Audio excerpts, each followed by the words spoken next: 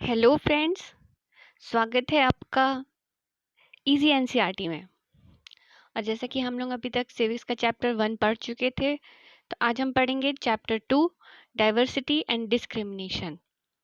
जैसे कि पिछले चैप्टर में हमने ये पढ़ा कि हमारे देश में तरह तरह की विभिन्नताएं हैं। कुछ लोग अलग हैं भाषा के क्षेत्र में हमसे, कुछ लोग धर्म के क्षेत्र में, कुछ का कल्चर अलग है हमसे, कुछ का खान पान अलग है, सबका बैकग्राउंड अलग है हमसे। और हमें उन सबका सम्मान करना चाहिए, क्योंकि हमारे देश में, जैसा कि नेहरू जी ने कहा था, विभिन्नता में भी एकता है, यूनिटी इन डाइवर्सिटी। लेकिन फिर भी हम, कुछ लोग ऐसे होते हैं जो उन डाइवर्सिटीज का मजाक उड़ाते हैं। कुछ लोग, अगर कोई काला है तो उसका मजाक उड़ाएंगे। माफ करिएगा।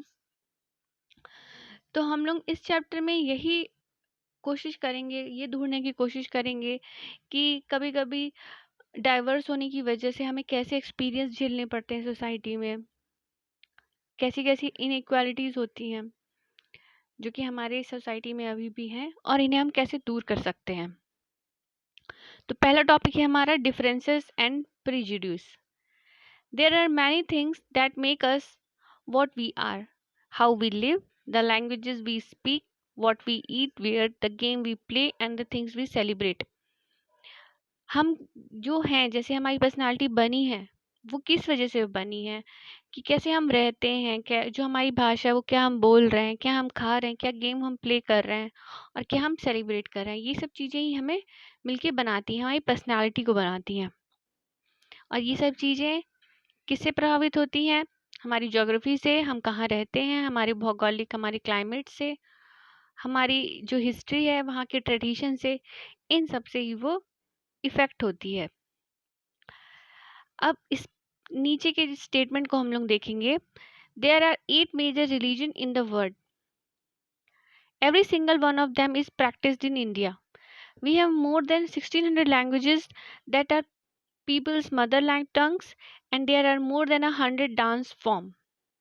अब इस स्टेटमेंट से आपको पता चलेगा कि हमारे भारत देश में कितनी ज़्यादा विभिन्नता है। क्योंकि देखिए, 8 धर्म हैं जो पूरे विश्व में होते हैं। पूरे विश्व में 8 धर्म हैं, और उनमें से हर एक भारत में है। हमारे पास करीबन 1600 लैंग्वेजेस हैं और मदर टंग है, दोनों मिला के, मतलब 1600 भाषाएं और मातृभाषा दोनों सब मिला के, बोलियां, 1600 भाषा और बोलियां, और 100 से ज़्यादा डांसिंग फॉर्म्स हैं, डांस की कलाएं हैं। Yet this diversity is not always celebrated. लेकिन कभी कभी ये डाइवर्सिटी, ये विभिन्नता को कभी कभी हम लोग, इसकी कभी कभी खुशी नहीं होती। इसलिए, क्योंकि हम लोग, क्या होता है कि उन लोगों के साथ ज़्यादा खुश महसूस करते हैं जो हम लोग के जैसे हों, हम लोग की जैसी बातें करें, हम लोग के जैसे कपड़े पहने और सोचे हम लोग के जैसे, और जो हम लोग से कई बार भिन्न होता है उसके साथ हम रहना पसंद नहीं करते। कभी कभी क्या होता है कि जो लोग, हम उनसे, ऐसे लोगों से मिलते हैं जो जिनको हमने कभी नहीं देखा, या जिनसे हम अनफैमिलियर हैं, जिनसे हम कभी नहीं मिले जुले, तो हमें बड़ा अजीब सा लगता है। हमें लगता है कि हमें समझ नहीं आता कि ये लोग हमसे अलग क्यों, ये हमसे हमारे जैसा कपड़ा क्यों नहीं पहन रखा इन्होंने, हमसे हमारी जैसी सोच क्यों नहीं है इनकी।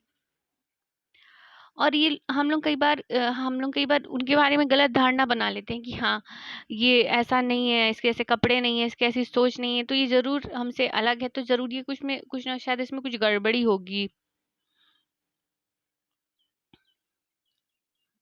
जो कि नहीं करना चाहिए। Prejudice. Look at the statement below that you believe to be true about rural and urban life in India. Tick mark those that you agree with. अब हम प्रेजुडिस के बारे में पढ़ेंगे कि प्रेजुडिस क्या होता है। तो इन स्टेटमेंट के बारे में पढ़ो जो कि तुम्हें लगता हो कि गांव के और शहरी लाइफ में ऐसा, भारत में ऐसा होता है। ठीक है। Do you have a prejudice against rural और अर्बन पीपल? क्या आपके मन में पहले से आपने कुछ भावना बना ली है पक्की? प्रेजुडिस मतलब पहले से आपने कोई भावना बना के रखी है। आप, मतलब आपने प्रैक्टिकली उस चीज़ को नहीं देखा, लेकिन आपने एक भावना मन में पहले से बना के रखी हुई है, कि आपने क्या ऐसी कुछ भावना बना के रखी है गांव के लोगों के बारे में या शहर के लोगों के बारे में। Find out if this is shared by others and discuss the reason why people have these prejudice. ये आप इन सब बातों के बारे में आप दूसरों से शेयर करिए और पता लगाने की कोशिश करिए कि ऐसा प्रेजुडिस लोग क्यों अपने मन में बना लेते हैं। Can you list some one of the prejudices that you have notice around you?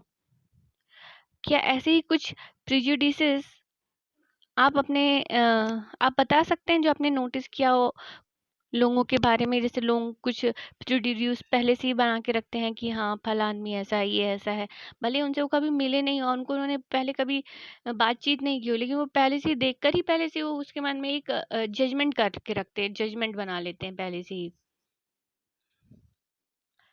ठीक है, आप टिक करिए। More than 50% of all Indian live in villages.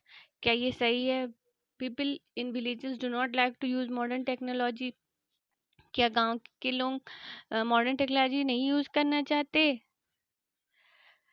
और गांव में क्या जब किसानी का ये मतलब जब बुवाई का या हार्वेस्टिंग का सीजन होता है, कटाई का सीजन होता है, तो उस समय लोग 12 से 14 घंटे खेतों में काम करते हैं? और क्या गांव के लोगों को काम की तलाश में शहर आना पड़ता है? अब अर्बन लाइफ के बारे में देखिए। शहर की लाइफ इजी है, यहाँ के लोग खराब और आलसी हैं, बिगड़े हुए हैं। शहरों में जो फैमिलीज हैं वो एक दूसरे के साथ कम टाइम स्पेंड करती हैं, कम समय बिताती हैं। जो शहर के लोग हैं वो सिर्फ पैसे के बारे में ही सोचते हैं, लोगों के बारे में नहीं सोचते। और क्या शहर की लाइफ महंगी है? और क्या लोगों की कमाई का काफ़ी ज़्यादा भाग किराए में और ट्रांसपोर्ट में, आने जाने में चला जाता है? Some of these statements see villagers as ignorant and see people cities as money minded and lazy। अब इसमें से देखो काफ़ी सारे इसमें से स्टेटमेंट है जो ये बता रहा है कि जो गांव के लोग हैं वो अज्ञानी हैं और शहर के लोग पैसे के बारे में सोचने वाले और आलसी हैं। जब कई बार हम लोगों की जो ओपिनियन है, हम लोगों की जो सोच है कुछ लोगों के बारे में हमेशा नेगेटिव हो जाती है कि उनको, जैसे कि लेजी सोचना, उनको आलसी सोचना। As some of this statement, जैसे कि स्टेटमेंट में कहा गया है, तो इसको हम लोग प्रिजुडिसेस बनाना कहते हैं कि हमने उसके बारे में प्रिजुडिस बना लिया। मतलब नेगेटिव थिंकिंग, अगर हम किसी के बारे में नेगेटिव जजमेंट कर लेते हैं तो वो उसे पहले से ही कि फिक्स्ड बना लेते हैं कि हाँ ये नेगेटिव चीज़ है उसके बारे में, किसी भी व्यक्ति के बारे में उसको अच्छे से जाने बगैर, तो उसको हम प्रेजुडिस कहते हैं। अब प्रेजुडिस की यहाँ पे मीनिंग बताई गई है। प्रेजुडिस मीन्स टू जज अदर पीपल नेगेटिवली और see them as inferior. Prejudice का मतलब क्या होता है कि दूसरे लोगों को नेगेटिवली जज करना, उनको नेगेटिव बताना, और या तो उनको अपने से इन्फीरियर समझना, कमतर समझना। जब हम ये सोचते हैं कि कोई एक पर्टिकुलर रास्ता ही सही है और सही चीज़ है वो करने की, तो इससे क्या होता है कई बार कि हम लोग दूसरों को रिस्पेक्ट नहीं देते। जैसे कि हमने कोई फिक्स माइंड बना लिया कि हाँ ये इसी काम को यही इसी तरह से करना सही है, तो अगर दूसरा व्यक्ति उसी काम को दूसरे तरीके से कर रहा है तो इनडायरेक्टली हम उसकी रिस्पेक्ट नहीं कर रहे कि वो उस काम को उस तरह से कर रहा है, तो वो गलत कर रहा है। अगर हम लोग ऐसा सोच रहे हैं तो वो उसकी रिस्पेक्ट नहीं कर रहे। जैसे फॉर एग्जांपल, अगर आप कर्सिव राइटिंग में लिखते हैं और आपने सोच लिया कि नहीं इंग्लिश को कर्सिव राइटिंग में ही लिखना सही है, सिंपल लिखना सही नहीं, और कोई दूसरा सिंपल लिख रहा है, कर्सिव में नहीं लिख रहा है, तो इस तरह से आप उसकी राइटिंग को आप इन्फीरियर बता रहे हैं, कमतर बता रहे हैं, आप उसकी रिस्पेक्ट नहीं कर रहे। जैसे कि यहाँ पे एग्जाम्पल दिया हुआ है कि अगर हमने सोचा कि इंग्लिश जो है वो बेस्ट है और दूसरी लैंग्वेजेस कम इम्पोर्टेंट है, तो हम लोग जो दूसरी लैंग्वेजेस को निगेटिवली जज कर रहे हैं। तो इस तरह से हम लोग उन लोगों की रिस्पेक्ट नहीं कर रहे जो दूसरी भाषा इंग्लिश के अलावा बोलते हैं, और ये ऐसा कई बार होता भी है। हम लोग कई बार, सभी के मन में कई बार प्रिजुडिसेस आ ही जाते हैं, लोगों की रिलीजियस बिलीफ को लेकर, लोगों की धार्मिक सोच को लेकर, उनकी स्किन को लेकर। जैसे कई बार बोल दिए कि हाँ ये इस धर्म का है तो वो अच्छा नहीं होगा, उनकी स्किन को लेकर कि वो काला है तो अच्छा नहीं होगा, वो कहाँ से आया तो वो अच्छा नहीं होगा, वो कैसे बोल रहा है, जैसे गाँव से लोग आ रहे हैं तो बोल दिए कि हाँ उनका गाँव आ रहे हैं, उनके बोलने का तरीका अच्छा नहीं तो अच्छा नहीं होगा। वो कपड़े क्या पहन रहे हैं, कुछ लोग ट्रेडिशनल कपड़े पहन लिए तो उनको मॉडर्न लोग उनको बोलेंगे कि हाँ ये गँवार है, या फिर जो गाँव के लोग हैं उन्होंने शहर के लोगों को देख लिया, लड़कियों के कपड़े छोटे देख लिए, उनको पहले से ही तय करने लग गए कि हाँ ये लड़की अच्छी नहीं है, इसने छोटे कपड़े पहन रखे हैं।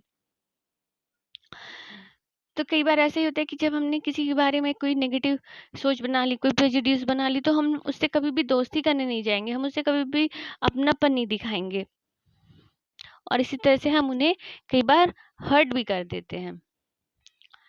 Creating stereotypes. अब स्टीरियोटाइप क्रिएट करना क्या होता है? अब हम लोग को तो पता ही है जेंडर डिफरेंसेस के बारे में, ठीक है। अब मान लो एक लड़का है, उसका होने का मतलब क्या है, और एक लड़की होने का मतलब क्या है हमारी सोसाइटी में। आप इसके बारे में सोचिए। तो आप कहेंगे कि हम लड़के जैसे हैं, लड़के जैसे पैदा हुए हैं, और कुछ लोग लड़कियों जैसी पैदा हुई हैं। अब इसमें क्या ज़्यादा सोचना। चलिए आगे देखते हैं। Arrange the statement given below in these two sections according to what you think is appropriate for the section. अब एक कुछ सेंटेंस लिखे हुए हैं और नीचे गर्ल्स और बॉयज़ के लिए अलग-अलग कॉलम है। तो इन सेंटेंसेस को आप गर्ल्स में भरिए और कुछ सेंटेंसेस को आप बॉयज़ के लिए भरिए, जो आप मानते हैं कि ये उनके लिए पर्टिकुलरली सही है। कुछ सेंटेंस गर्ल्स के लिए सही हैं, कुछ सेंटेंसेस पर्टिकुलरली बॉयज़ के लिए सही हैं। तो गर्ल्स में आप अपने हिसाब से भरिए।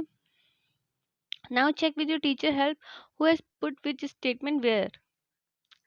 आप अपने टीचर की हेल्प से देखिए कि कौन से बच्चे ने कौन सा स्टेटमेंट कहाँ पे डाला है, कौन सा स्टेटमेंट। अगर जैसे पहला स्टेटमेंट है कि दे आर वेल बिहेव्ड, तो किसने लड़कियों में डाला है कि दे आर वेल बिहेव्ड, और किसने लड़कों में डाला है। तो ये आप देखिए कि जो ये आपने क्वालिटीज डाली कि गर्ल, अगर आप लड़की तो आपने डाल दिया कि गर्ल्स आर वेल बिहेव्ड, तो क्या वो इस वजह से कि वो लड़की पैदा हुई है, कि या इस वजह से कि उसकी परवरिश अच्छी हुई है। If we take this statement, they don't cry, you will see that this is a quality that is generally associated with boys and men. अब ये एक स्टेटमेंट पढ़िए, दे डोंट क्राई, तो कौन नहीं रोता है, तो ये स्टेटमेंट अक्सर लड़कों और आदमियों के साथ जोड़ा जाता है। कई बार क्या होता है कि जब बच्चे गिर जाते हैं, छोटे छोटे बच्चे या थोड़े बड़े बच्चे, स्पेशली लड़के, और उनको चोट लग जाती है, तो उनके पेरेंट्स क्या बोलते हैं, मत रो, तुम लड़के हो। लड़के जो होते हैं बहादुर होते हैं, वो रोते नहीं हैं। तो जब वो बच्चों से बड़े हो जाते हैं तो वो रोते नहीं हैं, मतलब अगर उन्हें रोना भी आता है तो भी वो नहीं रोते। तो उनको ऐसा लगता है कि जो रोना होता है वो कमजोरी की एक निशानी है। तो कई बार ऐसा होता है कि कई बार लड़के लड़कियां दोनों ही रोना चाहते हैं, तो वो रो नहीं सकते, क्योंकि कई बार लड़कियों को भी ऐसा लगने लगता है कि हम रोएंगे तो सब लोग बोलेंगे देखो हंसेंगे, देखो लड़की है तो रो रही, लड़कियां तो रोती ही हैं, और लड़के रोती तब तो और ही बुरा है।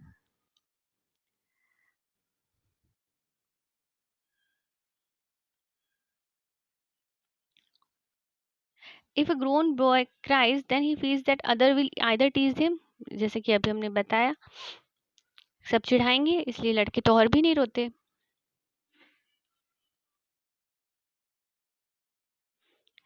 तो this is the way boys are and this is how girls are. ये स्टेटमेंट हमने कई बार सुना होगा अपने घरों में कि लड़कियां ऐसे रहती हैं और लड़के ऐसे रहते हैं। अब हमने इसके बारे में सोचा नहीं कि भाई ये फिक्स्ड कर दिया कि हाँ लड़कियां ये गेम खेलेंगी, लड़के वो गेम खेलेंगे। हम लोग ने बचपन से सुना और ये मान लिया, लड़के ये पहनेंगे, लड़कियां ये पहनेंगी, लड़के ये बाहर का काम करेंगे, लड़कियां घर का काम करेंगी। तो ये एक हम लोग बचपन से सुनते हैं, तो हमने भी वही मान लिया और उसके बारे में ज़्यादा सोचा नहीं कि ऐसा क्यों है, और हमने सिर्फ बिलीव कर लिया, हमने वैसे ही काम करना स्टार्ट कर दिया। तो हमारी जो सोसाइटी में ने एक इमेज फिक्स की, हमने सब लड़के लड़कियों को बिना उसकी कैपेबिलिटी को जाने कि हाँ, कई बार लड़कों को भी खाना बनाना पसंद होता है, लेकिन नहीं, लड़के खाना नहीं बना सकते, लड़के किचन में नहीं जाते, तो उनको बाहर ही काम करो, उनका मन है तब भी वो नहीं कर सकते। कई बार लड़कियों को बॉक्सिंग का खेल पसंद है, क्रिकेट का खेल पसंद है, नहीं तो लड़कियां के लिए कुछ गेम फिक्स है कि हाँ चलो वो घर पे खेलें या चिट्टी धाप खेलें या बैडमिंटन खेलें, तो वो वही खेल गेम खेलने लगती हैं धीरे धीरे। तो ऐसे कई बार दिक्कतें भी होती हैं। You can take other statement such as they are soft and gentle और दे आर वेल बिहेव्ड। तो अब दूसरा स्टेटमेंट लेते हैं हम, they are soft and gentle और दे आर वेल बिहेव्ड। तो इनको कई बार लड़कियों से जोड़ दिया जाता है कि वो सॉफ्ट एंड जेंटल हैं और वो वेल बिहेव्ड हैं, वो अच्छे से बिहेव करती हैं, वो सॉफ्ट होती हैं, सुकुमारी होती हैं, जेंटल होती हैं, अच्छी होती हैं। तो क्या ये बताओ, ये दोनों लड़की, अच्छा ये ठीक है, ये हमने मान ली कि लड़कियों में क्वालिटीज हैं, तो क्या वो पैदा होते से आ जाती हैं ये क्वालिटीज, कि या उनको सिखाया जाता है, वो सीखती हैं? कई बार कुछ लड़कियां सॉफ्ट नहीं भी होती, वो हार्ड होती हैं, वो बॉक्सिंग करना चाहती हैं, वो खेलना चाहती हैं लड़कों के जैसे भी।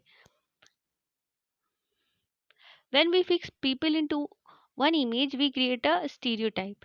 जब हम किसी जब हम लोगों को किसी एक इमेज में फिक्स कर लेते हैं, तो हम एक स्टीरियोटाइप क्रिएट कर लेते हैं। इसी को कहते हैं स्टीरियोटाइप क्रिएट करना, कि किसी भी इमेज में किसी को एक फिक्स कर लेना, चाहे वो निगेटिव हो या पॉजिटिव।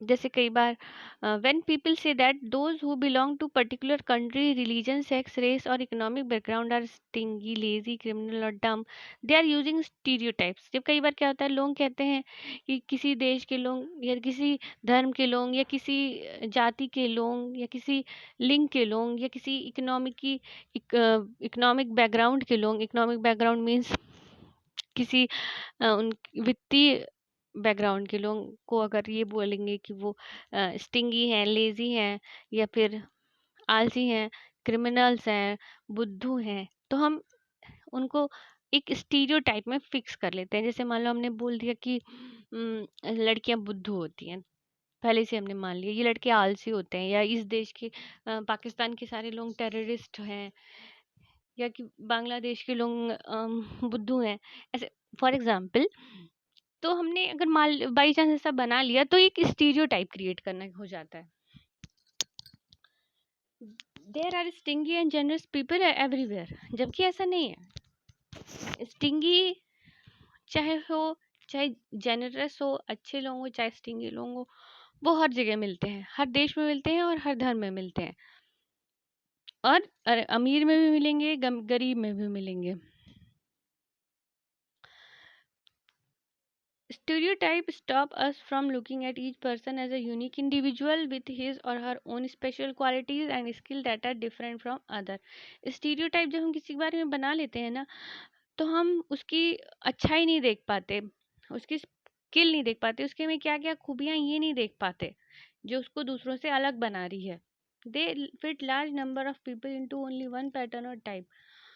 तो हमने बहुत ऐसे स्टीरियोटाइप बना के हमने बहुत सारे लोगों को एक ही तरह बना दिया। जैसे हमने बोल दिया पाकिस्तान के सब लोग टेररिस्ट हैं, तो क्या सब लोग होंगे? ऐसा तो नहीं है, गंदे लोग तो भारत में भी होते हैं, आतंकवादी तो भारत में भी मिलते हैं।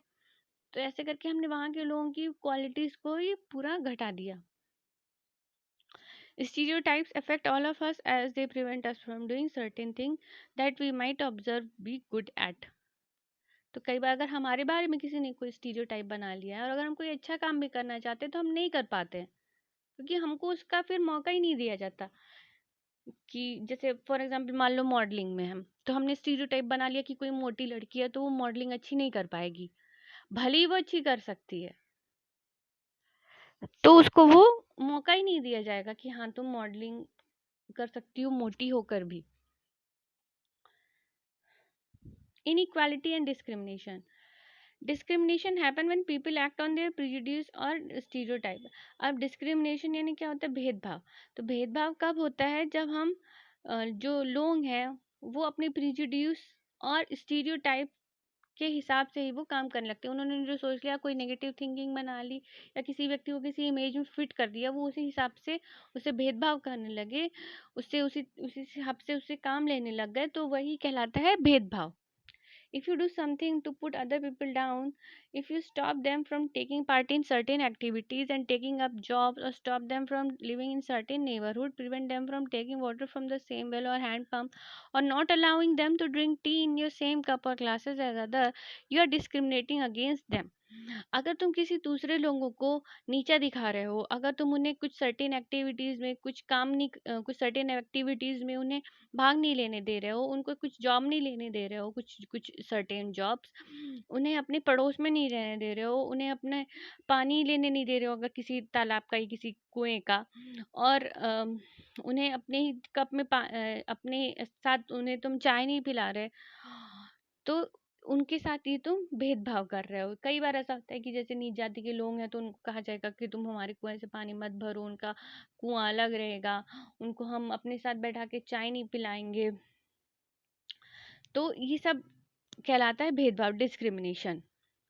डिस्क्रिमिनेशन कई वजह से हो सकता है। अब जैसे पिछले चैप्टर में आपने देखा होगा कि एक समीर 1 है, एक समीर 2 है, जो कि अलग-अलग हैं एक दूसरे से कई तरह से। जैसे कि एक दोनों का धर्म अलग है, एक हिंदू है, एक मुसलमान है, एक स्कूल जाता है, एक नहीं जाता है, एक को इंग्लिश आती है, एक नहीं आती। तो ये एक तरह की डाइवर्सिटी है। लेकिन ये जो डाइवर्सिटी, विभिन्नता है, इसकी वजह से भेदभाव भी हो सकता है। जैसे आपने देख लिया कि चलो ये दोनों, आपने मान लिया कि हाँ, ये दोनों में विभिन्नता है, लेकिन अगर कोई इसी को भेदभाव बना ले, विभिन्नता को वो भेदभाव करने लगे कि हाँ, अगर स्कूल में दोनों ही जाने लगे, तो अगर टीचर ही बोलने लगे कि हाँ, ये गरीब घर का है, उसको कम ध्यान दे, जो अमीर बच्चा है उसको ज़्यादा ध्यान दे, तो ये भेदभाव कहला जाएगा। अब दूसरा डिफरेंस क्या था समीर में 1 में, समीर 2 में, कि दोनों का इकोनॉमिक बैकग्राउंड दोनों का अलग-अलग था, दोनों के पैसे में अंतर था। समीर 2 गरीब था, तो ये जो है ये विभिन्नता नहीं कहलाती, ये इनइक्वालिटी कहलाती है, मतलब ये असमानता कहलाती है। हमने पिछले चैप्टर में पढ़ा ही कि विभिन्नता और असमानता में क्या अंतर है। जब हमें बराबर से अधिकार नहीं मिलते, जब हमें बराबर से अवसर नहीं मिलते, अपॉर्चुनिटीज़ नहीं मिलती, तो वो विभिन्नता नहीं कहलाती, वो हमारे साथ असमानता कहलाती है। क्योंकि जो गरीब लोग हैं उनके पास वैसे सोर्सेस नहीं होते या पैसा नहीं होता कि वो अपनी साधारण सी अपनी ज़रूरतों को भी पूरा कर सकें, खाने या कपड़े या फिर शेल्टर की ज़रूरतें, अपने घर की ज़रूरतें पूरी कर सकें, कि वो छत की ज़रूरत पूरी कर सके, तो कई बार वो ये भी नहीं कर पाते। उनको कई बार ऑफिसेज में, हॉस्पिटल में, स्कूल में, हर जगह पे भेदभाव का सामना करना पड़ता है, क्योंकि वो गरीब होते हैं। कुछ लोगों को दोनों तरह का भेदभाव झेलना पड़ता है, कि ये तो गरीब हैं, और ये ऐसे ग्रुप के आते हैं, ऐसे कल्चर के आते हैं जिसकी वैल्यू नहीं है। कुछ जैसे ट्राइबल्स हैं, कुछ रिलीजियस ग्रुप हैं, जैसे पाकिस्तान में हिंदुओं के साथ और क्रिश्चियंस के साथ, बाकी के साथ बहुत ही बुरा व्यवहार किया जाता है। अब तो हिंदू करीब करीब वहाँ ख़त्म ही हो चुके हैं, तो ये सब बहुत ही बुरा है। इस अब नीचे में हम पढ़ेंगे कि कैसे फेमस इंडियंस थे, उनको डिस्क्रिमिनेशन उनको भी झेलना पड़ा, और हमको ये समझ में आएगा कि कास्ट का कैसे यूज़ किया गया था, बहुत सारे लोगों को डिस्क्रिमिनेट करने के लिए कैसे उनका भेदभाव किया गया था। अ कॉमन स्टीरियोटाइप अबाउट, एक कॉमन स्टीरियोटाइप है हमारे देश में कि मुस्लिम्स जो हैं वो लड़कियों को पढ़ाने में इंटरेस्ट नहीं लेते, तो वो स्कूल नहीं भेजते। जबकि स्टडीज़ ने ये बताया है कि जो गरीबी है मुस्लिम में, इसकी वजह से वो कई बार लड़कियों को स्कूल नहीं भेजते, और कई बार उनको कुछ सालों में वो पढ़ाई से निकाल लेते, स्कूल से वो ड्रॉप आउट कर देती हैं। और जहाँ जहाँ गरीबों को भी स्कूल में लाने के एफर्ट किए गए हैं, वहाँ वहाँ मुस्लिम कम्युनिटी ने लड़कियों को भी स्कूल भेजने में इंटरेस्ट दिखाया गया। जैसे फॉर एग्जांपल केरला में जो था, वो स्कूल और होम के बीच में, जो घर और स्कूल के बीच में जो डिस्टेंस थी वो ज़्यादा नहीं थी। एक बस भी थी गवर्नमेंट की, जो लड़कियों को और टीचर्स को गांव से और वहाँ लाने ले जाने की भी सुविधा थी गाँव से। तो उसमें क्या होता था, लड़कियाँ ही और टीचर्स ही 60% होती थी। तो इससे क्या हुआ कि जो गरीब लड़कियाँ हैं, जो मुस्लिम की लड़कियाँ हैं, वो भी काफ़ी ज़्यादा आने लग गईं।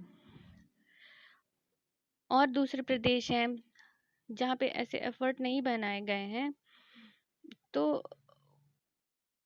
वहाँ पे जो मुस्लिम हैं या जो आदिवासी लोग हैं या लोअर कास्ट के लोग हैं, तो उन्हें अभी भी स्कूल अटेंड करने में दिक्कत हो रही है।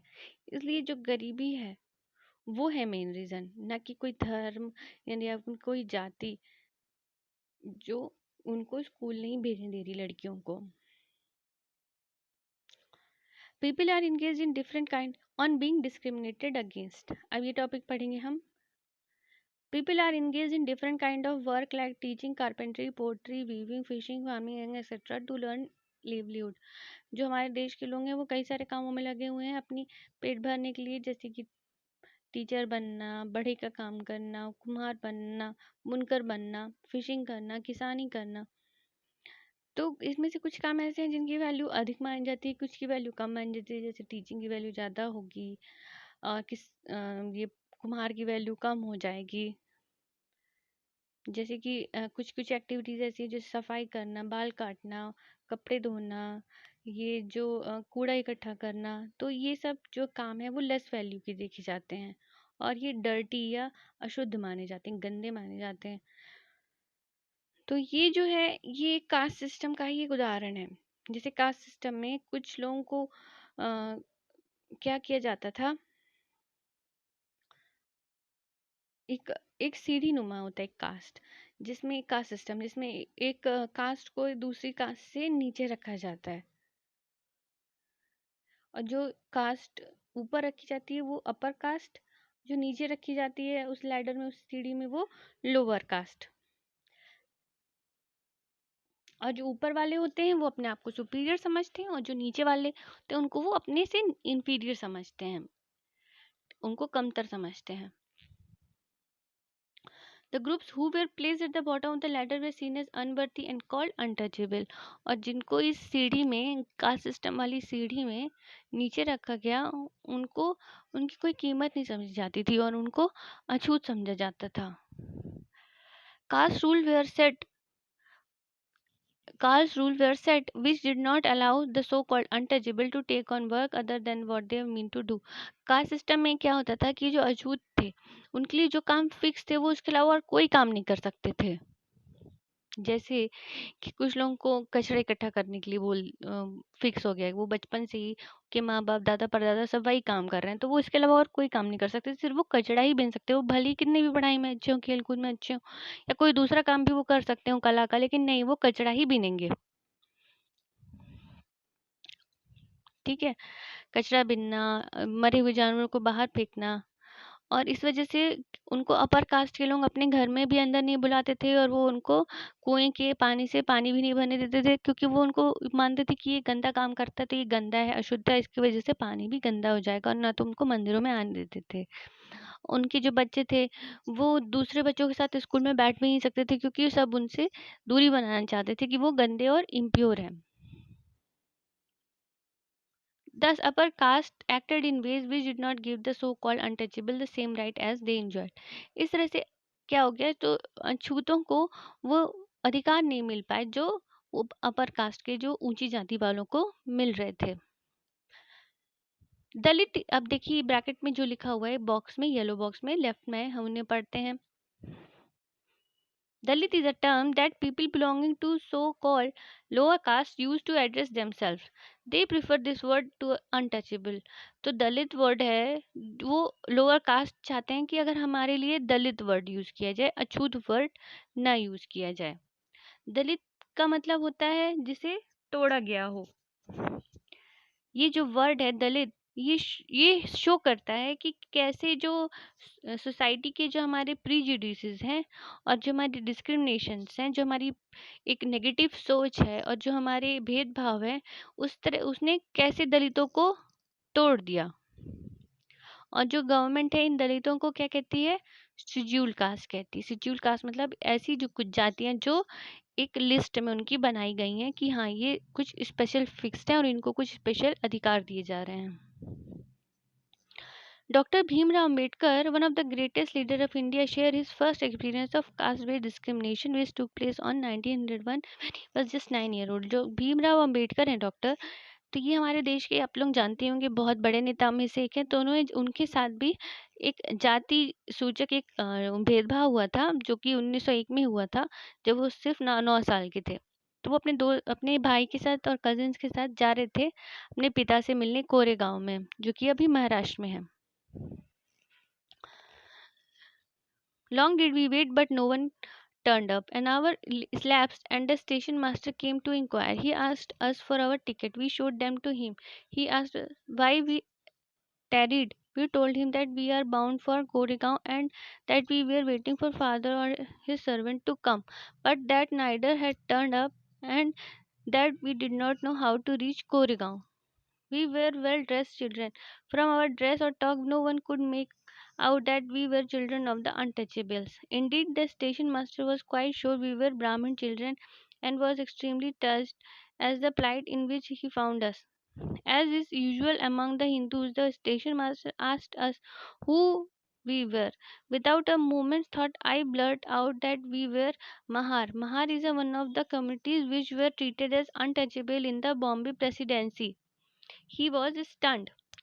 हम कहानी शुरुआत होती है कि हम बैठकर वेट कर रहे थे लेकिन कोई आया नहीं।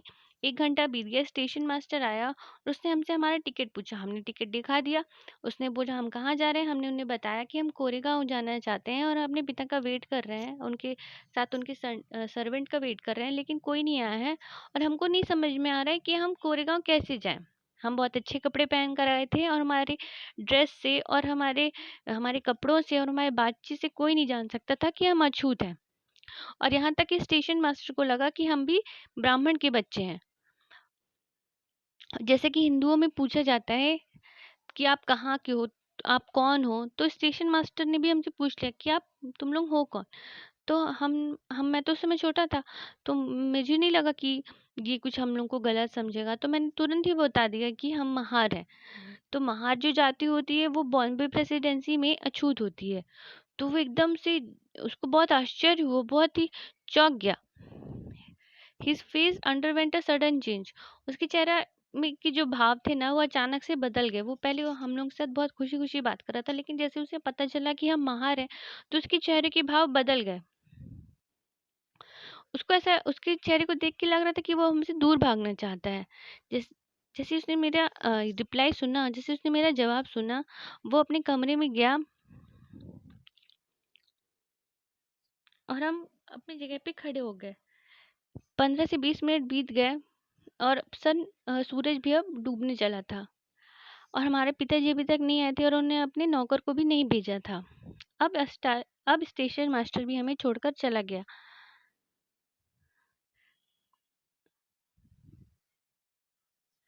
और अब हमें बहुत दुख हो रहा था क्योंकि अब हम अकेले हो गए थे। हमें जो खुशी थी उस टाइम पे आते टाइम वो अब हमें नहीं रह गई थी और हमें दुख ने घेर लिया था। 1 डेढ़ घंटे बाद स्टेशन मास्टर लौट कर आया और उसने पूछा कि अब तुम लोग क्या करना चाहोगे। तो हमने उनको बताया कि अगर हमें कोई बैलगाड़ी मिल जाएगी तो हम कोरेगांव चले जाएंगे। अगर ये बहुत दूर नहीं होगा, सीधा ही रास्ता होगा। There were many bullock carts plying for hire, but my reply to the station master that we were Mahar had gone round among the cartmen, and not one of them was prepared to suffer being polluted and to demean himself carrying passengers of the untouchable classes. तो वहाँ पे बहुत सारे बैलगाड़ी वाले थे जिनको हम लोग किराए से ले सकते थे, लेकिन जब मैंने स्टेशन मास्टर को बताया कि हम महार हैं तो बहुत सारे वहाँ के जो बैलगाड़ी वाले लोगों को भी पता चल गया कि हम लोग महार हैं और वो अपनी बैलगाड़ियों को गंदा नहीं करना चाहते थे अछूत लोगों को ले जाकर। हम हम उनको डबल किराया देने को तैयार थे, लेकिन हमने देखा कि पैसा भी काम नहीं आ रहा है और जो स्टेशन मास्टर था वो भी चुप था। जबकि हमें भी समझ में नहीं आ रहा था कि हम क्या करें, बच्चे होकर भी।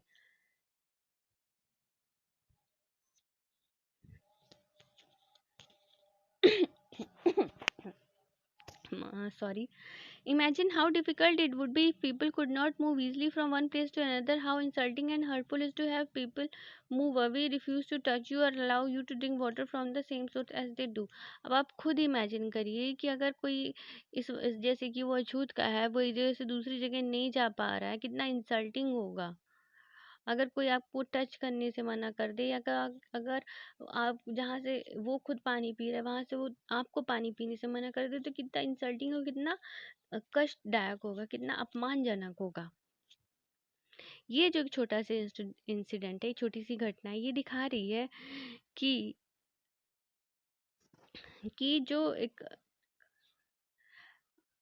जगह से दूसरी जगह जाने में, जो अगर हम बैलगाड़ी यूज कर रहे हैं, तो वो अछूत के बच्चों को अवेलेबल नहीं है, अगर वो पैसा दे रहे हैं तब भी। और जो वहाँ के बैलगाड़ी वाले लोग हैं, उन्होंने भी बच्चों को ले जाने से मना कर दिया। ये जो घटना है, ये हमें बता रही है कि भेदभाव क्या होता है, डिस्क्रिमिनेटरी मैनर क्या होता है। So clearly as this story shows अस,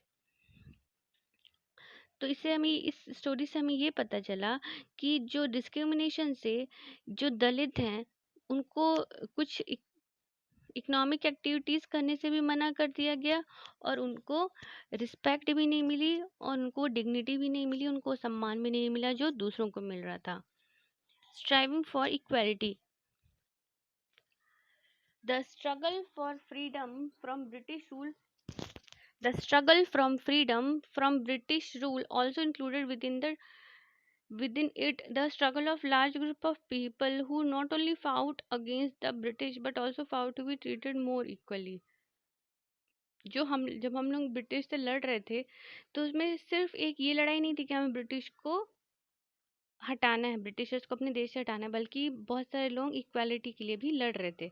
जो दलित हैं, वुमेन हैं, औरतें हैं, दलित हैं, आदिवासी हैं, किसान हैं, वो उनके साथ जो भेदभाव हो रहा था, वो इसके लिए भी लड़ रहे थे।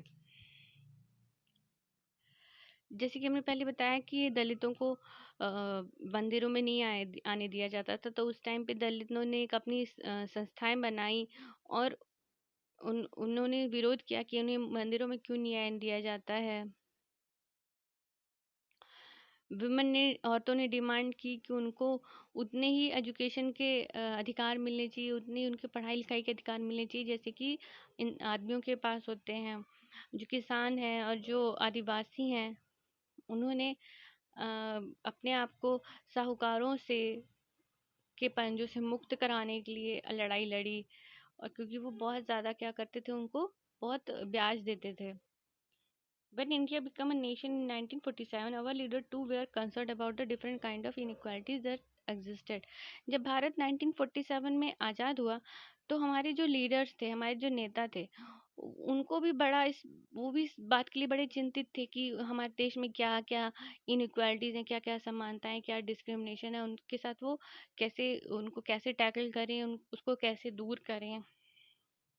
जिन्होंने हमारा संविधान लिखा, एक संविधान क्या होता है, एक डॉक्यूमेंट होता है जिसमें रूल्स लिखे होते हैं कि हमारा देश कैसे चलेगा। तो वो कहते हैं, उनको पता था कि किस तरह से डिस्क्रिमिनेशन जो है हमारे देश में, किस तरह से डिस्क्रिमिनेशन होता है हमारी सोसाइटी में, और कैसे लोगों को वहाँ उससे स्ट्रगल करना पड़ता है, कैसे लड़ाई लड़नी पड़ती है। जैसे कि उनमें से कुछ जो नेता थे जिन्होंने संविधान लिखा, जैसे भीमराव अम्बेडकर, उन्हें खुद भी काफ़ी ज़्यादा डिस्क्रिमिनेशन और भेदभाव और इनइक्वालिटी झेलनी पड़ी। तो इन लीडर ने एक विज़न रखा, एक सोच रखी हमारे कॉन्स्टिट्यूशन में, हमारे संविधान में, कि उन्होंने कि हमारे जो भारत देश के लोग हैं, उनको सबको इक्वल माना जाए। और यही इक्वालिटी है जो हमारे देश में एकता बना के रखती है, कि विभिन्नता में भी एकता ही संविधान की वजह से है।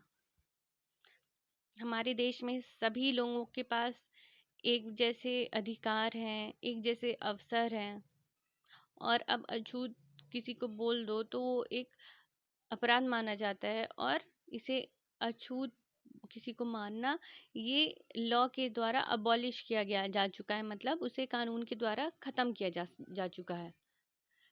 लोग फ्री हैं, वो किसी तरह का भी काम करना चाहे वो कर सकते हैं। गवर्नमेंट जॉब्स हैं वो सबके लिए वैसे ही खुली हैं, अगर आप एग्जाम दीजिए पास हो जाइए, आप किसी भी जाति के हो, किसी भी धर्म के हो, किसी भी लिंग के हो, लड़का हो लड़की हो, आदमी हो औरत हो, आपको वो जॉब लेने से कोई नहीं रोक सकता। साथ ही साथ जो हमारा संविधान है उसने गवर्नमेंट के ऊपर ये रिस्पॉन्सिबिलिटी रखी है कि वो कुछ स्पेशल स्टेप उठाए ताकि गरीबों को भी ऐसी सुविधाएं मिल पाए। अब जैसे मान लो गरीब का कोई बच्चा अच्छा है पढ़ने में और उसको मतलब अछूत की भी कोई समस्या नहीं है, लेकिन कई बार वो पढ़ नहीं पा रहा है, तो भी संविधान में ऐसा लिखा गया है कि भाई गवर्नमेंट को ऐसा कहा गया है कि तुम गरीबों को भी ऊपर उठाने के लिए मदद करो, तुम उनको पैसे से मदद करो। कई बार ऐसा हो भी रहा है कि गरीबों को खाना भी दिया जा रहा है और उनको बुक्स भी मिल रही हैं, उनकी फीस भी नहीं ली जा रही है। जो हमारे संविधान के लेखक थे उन्होंने ये भी कहा कि हमें डाइवर्सिटी के लिए, विभिन्नता के लिए और रिस्पेक्ट भी होनी चाहिए, आदर भी होना चाहिए, ठीक है, तभी इक्वालिटी बनी रहेगी। उन्हें उन्हें ये महसूस था कि हमारे देश में सभी को अपना अपना धर्म अपनाने की, अपनी अपनी भाषा बोलने की, अपने अपने त्योहार मनाने की और अपने आप को खुद को एक्सप्रेस करने की आज़ादी होनी चाहिए। उन्होंने कहा कि हमारे देश में ना कोई एक लैंग्वेज, ना कोई एक धर्म और ना ही कोई एक त्योहार की कोई बांधना, कोई फोर्स रहेगा कि हाँ ये त्योहार सभी को मनाना है या ये धर्म सभी को फॉलो करना है। जैसे पाकिस्तान में है कि अगर कोई मुस्लिम होगा तभी वो वहाँ का प्रधानमंत्री या राष्ट्रपति बन सकता है। और हमारे संविधान निर्माताओं ने ये भी कहा कि गवर्नमेंट को ये देखना चाहिए कि सभी के साथ इक्वलिटी हो रही है कि नहीं हो रही है, इक्वलिटी फॉलो हो रही है कि नहीं, और गवर्नमेंट को भी सभी धर्मों को एक जैसे ही उनको रिस्पेक्ट देनी चाहिए और उनको एक जैसे ही ट्रीट करना चाहिए। तो इसलिए हमारा जो देश है वो एक सेक्युलर कंट्री है